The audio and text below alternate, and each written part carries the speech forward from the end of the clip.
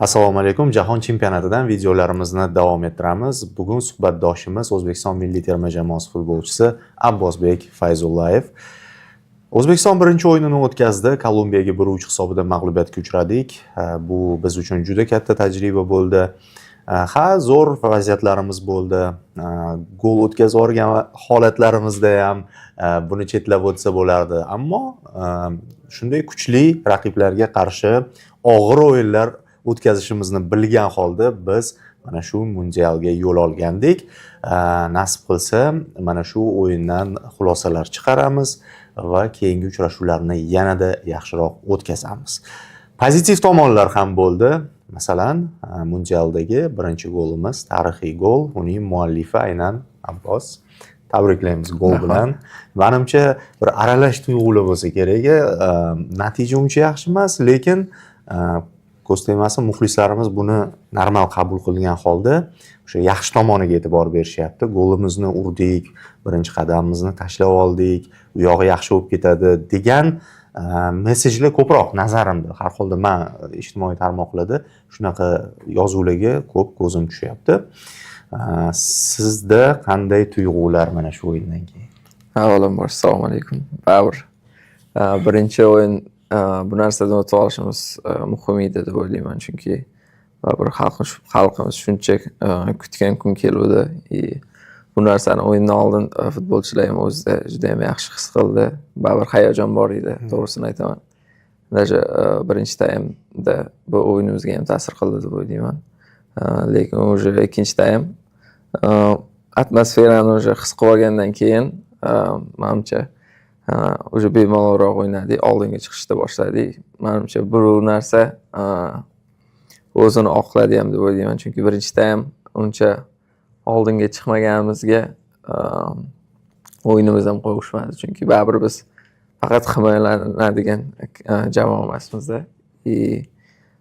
Ikkinchi taym sal to'p nazoratini qo'lga kiritgandan keyin baribir bolalarning o'ziga ham sal ishonch kirdi, oldinga o'tishni boshladik va bu o'zini oqladi deb o'ylayman. Lekin baribir birinchi o'yinda bunaqa emotsiyada, bunaqa shuncha uzoq kutilgan kundan keyin bu narsadan o'tib olish juda ham muhim edi va Xudoga shukr tarix yaratildi. Birinchi davra aytib o'tdi-yu, mag'lubiyatga uchragan bo'lsak ham ko'proq ijobiy fikrlarda, izohlarda qaraydigan bo'lsak, hatto bir tanqid qilib turib video joylaganlarning tagida ham noto'g'ri qilding degan munosabatlarni ko'rdikda. Bu nazdimda baribir muxlislar ham, hatto biz ham ozgina xavotirimiz bo'lgan. Nima bo'lar ekan yoki misol yomon tomonni o'ylaysiz-ku, yirik hisob bo'lib ketib qolsa degan xavotir juda ko'pchilikda bo'lganligi uchun voqelik unaqa bo'lmay chiqdi va shunga yarasha munosabat deb o'ylayman. Sizda qanaqa bo'ldi? Chunki men bu yerda intervyu bergan yigitlarning aksari umuman Abdulla ham, ayniqsa Rustam Ashurmatov ham biz qo'rqmaymiz, bosim ham unaqa ta'sir qilmaydi degan gap gapirishdi, lekin boshqa bir futbolchilar, endi shart emas kimligi, yoshlar shunaqada urishadi, lekin bizda unaqa bo'lmadi. Biz aniq raqibni salobatini his qilib turgandik dedi.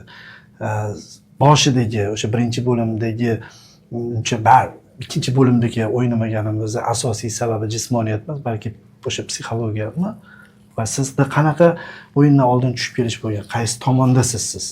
Unaqa xavotirsizmi, boshqami?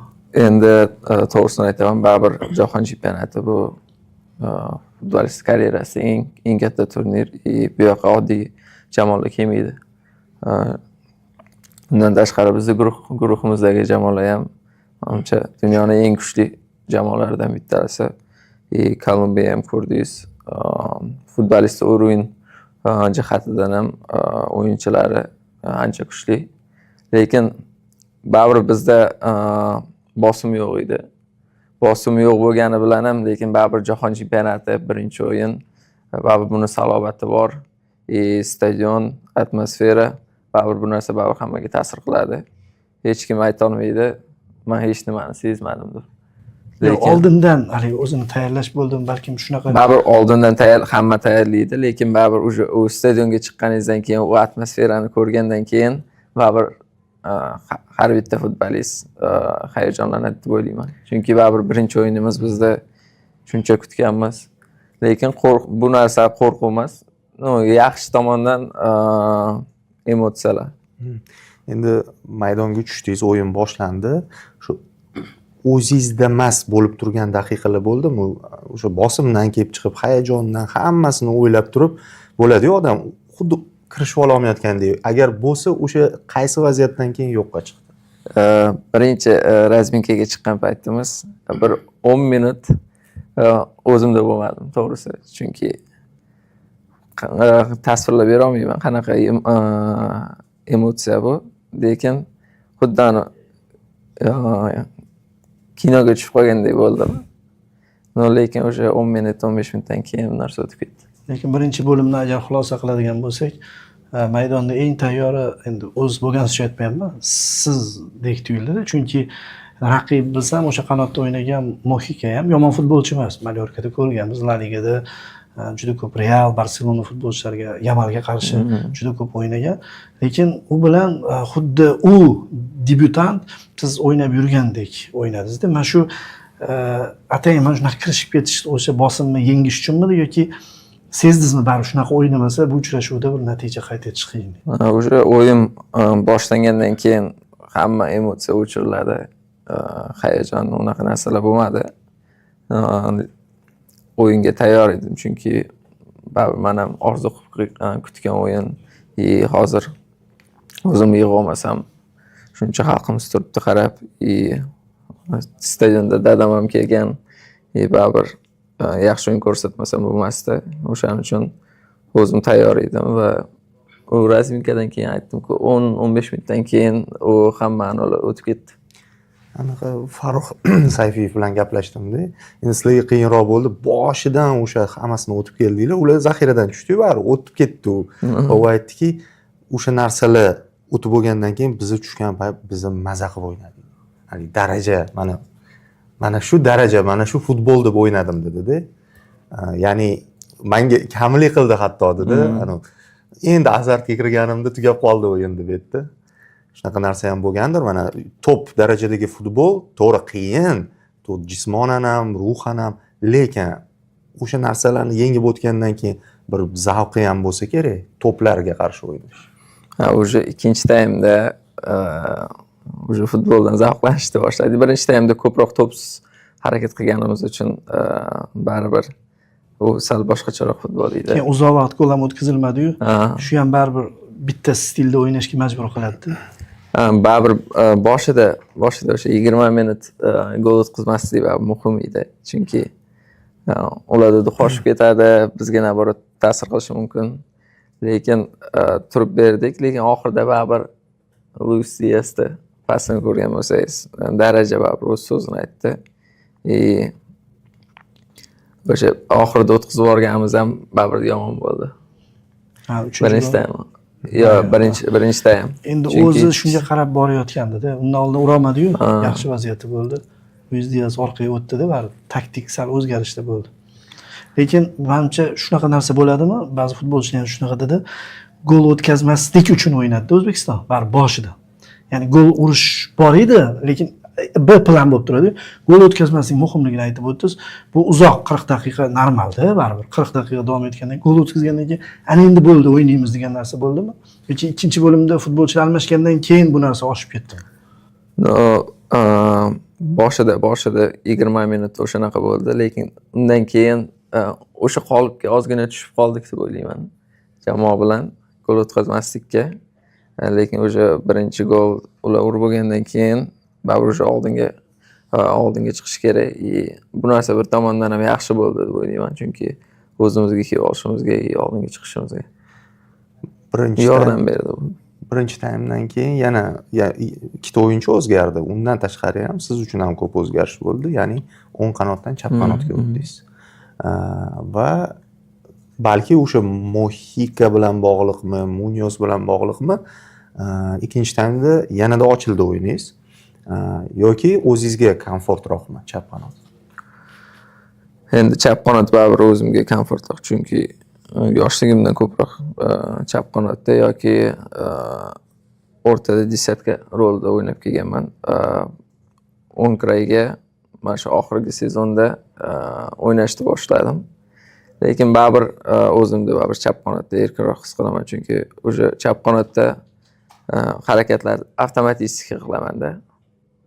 O'ng qanotda sal qiyinroq dribling bo'yicha ham o'shaning uchun yaxshi tomonga o'zgargani faqat o'sha o'zimni bemalolroq his qilishim bilan bog'liq deb o'ylayman.